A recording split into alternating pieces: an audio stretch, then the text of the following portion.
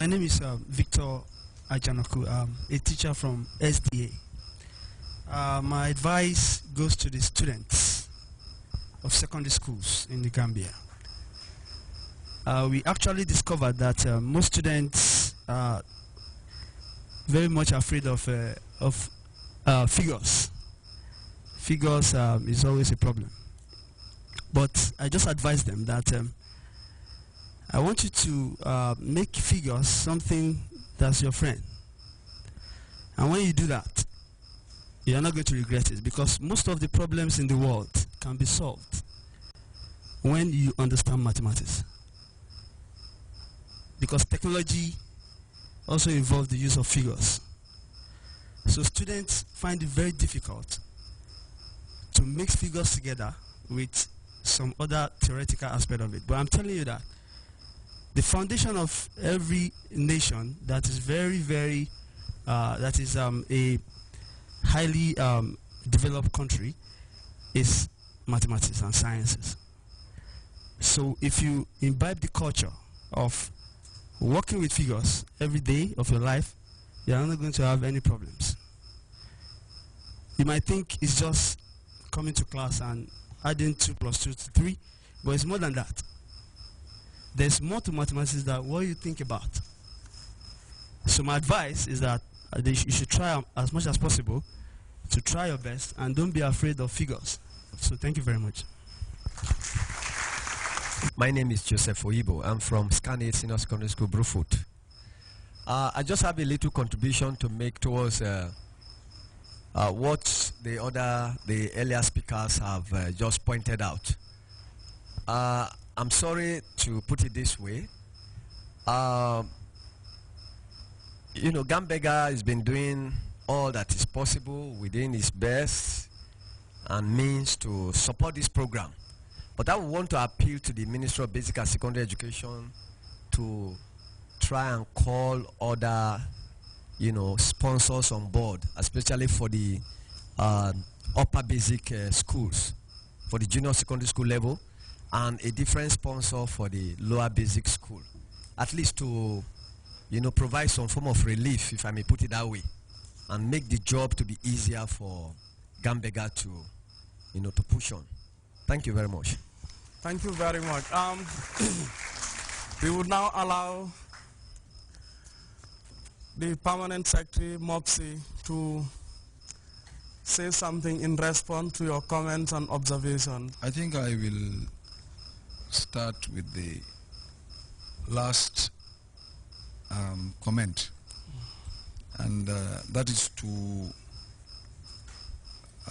encourage the ministry to look for other sponsors to be able to include the lower basic and upper basic schools in this type of competitions. I think it's a very good, suggestion, but to say that we have also not left the lower basic and the upper basic out of this whole program of the improvement of teaching and learning of mathematics. It's just that the competition element is being held, at the level of the senior secondary, through this partnership with Gambega and Grts. But there are a host of other programs for the teaching and learning of mathematics in the lower basic and the upper basic, mathematics and science. Like we currently have this progressive science initiative, progressive mathematics initiative. It's an initiative that is meant to, help in improving the achievements of, students. In fact, first of all, it's questioning the methodology that we use in the teaching of mathematics and science in our schools. You will agree with me, the teachers, that the way our curriculum is organized and even the, the exams are organized, they depend more on, recalling facts than actually applying, the knowledge. So this PSI, PMI is helping us. Already it's happening in some upper basic schools. 12, we had 12 initially, we've now got another 12, and the idea is to expand it to cover all the upper basic schools. Of course, the senior secondary schools are included. We are aware of the fact that we cannot limit ourselves to the senior secondary schools.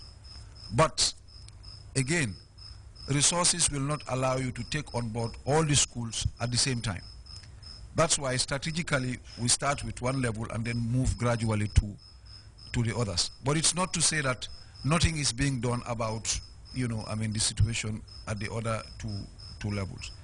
And this takes me to this point about involving the, students in the provinces.